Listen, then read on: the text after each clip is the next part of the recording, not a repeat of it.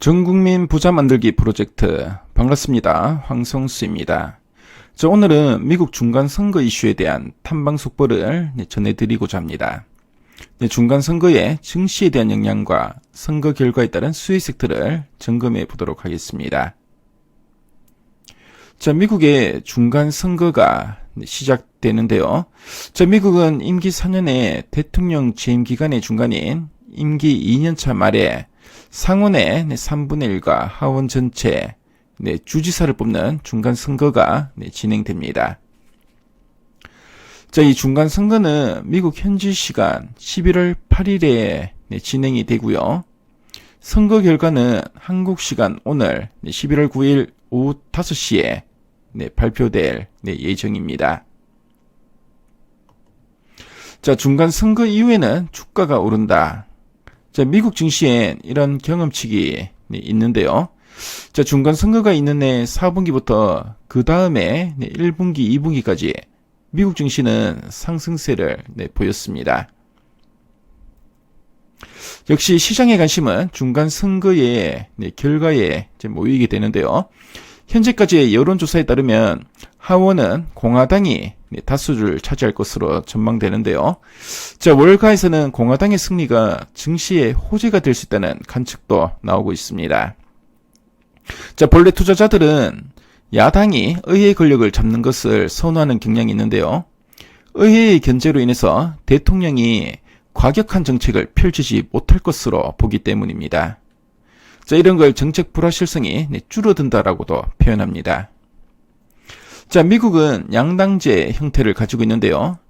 민주당과 공화당은 여러 면에서 상이한 정책 기조를 가지고 있습니다.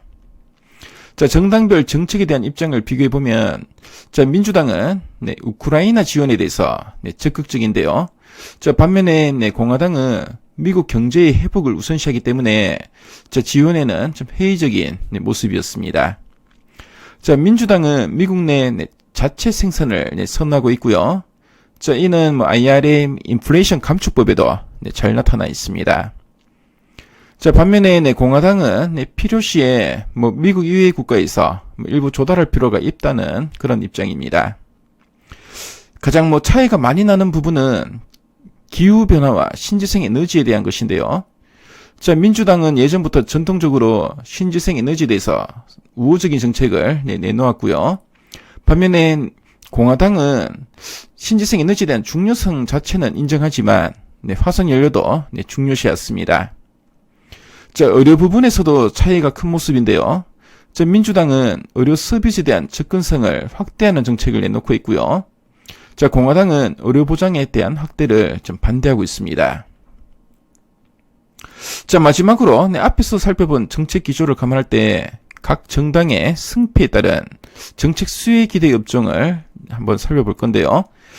공화당은 앞에서 봤지만 전통 에너지나 제약 업종 그리고 정부의 규제 완화로 수혜가 기대되는 대형 플랫폼 업체들이 있고요.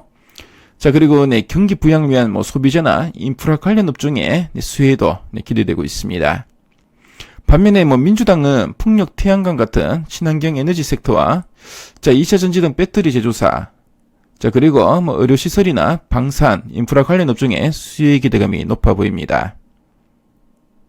현재 우세를 점하고 있는 공화당이 승리한다면은 최근 국내 증시의 주도 섹터 중의 하나인 태양광, 풍력 등 신재생 에너지와 2차 전지 관련주의 단기 조정도 나타날 가능성을 염두에 둘 필요가 있어 보이는데요. 선거 결과에 따른 이런 변동성을 우리가 한번 유의할 필요가 있어 보입니다.